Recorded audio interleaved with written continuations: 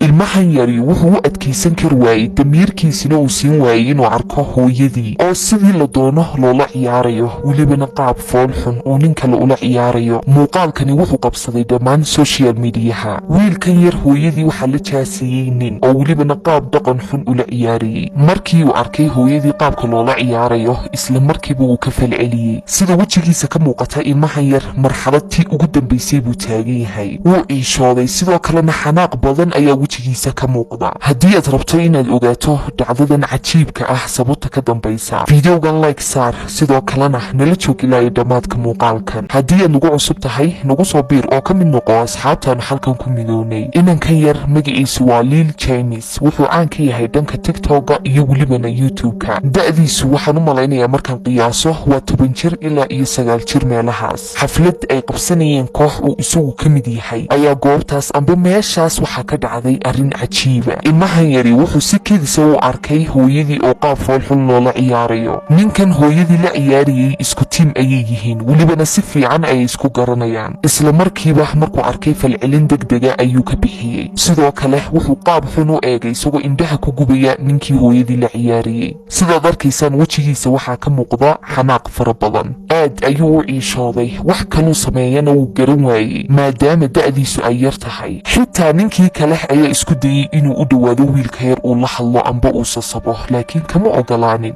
ugu dambayna inankii yaraa wuu ooyey waayo wax kaluu sameeyaa ma jirto haddaba waxaan u qaadan waayey oo welibana aad iiga yaabiyey bal u fiirso ilmaha yar hooyadii waxay samaynayso hal mar wiilkeeda lamay hadal may aamusiin oo way iska ciyaaraysaaba kamaba qasna amba waxaa dhici karta ceebtaa meesha ka soo gaadhay inay isku dhaafinayso ciyaarta xitaa hal mar dhankiisa ma eegayso nin rageed haddaad maqli jirtay waa wiilkan yar ninka raggii waxyaabaha uu ka dhinto amba meelaha aan laga soo marin waxaa ka mida hooyadii iyo welibana hablaha walaalihii la dhashay wuxuu iska saaraa waajib amba xil siduu u ilaalin lahaa bal ka waran wiilkan yar goobtuu joogo haddii uu aabahii joogi lahaa dhibaatada ay leedahay in labada waalid kala tagaan tan ayaa ka mida sidoo kale dadkani waa dad aan lahayn diin iyo dhaqan ay isku qabtaan waxyaabahan oo kale ayay carruurtooda ku hor samaynayaan haddaba daawade haddii aan adiga su-aal ku weydiiyo wiilkan yari ma ku saxsan yahay ficilkuu sameeyey dhacdadan sidee kuula muuqataa adiga amba qaab nooceeya ayaad u aragtaa fikirkaaga nagula wadaag dhanka commentiga waad ku mahadsan tahay daawashada muuqaalkan like saar videoga sidoo kalena u sheer garee asxaabtaada iyo faamligaagaba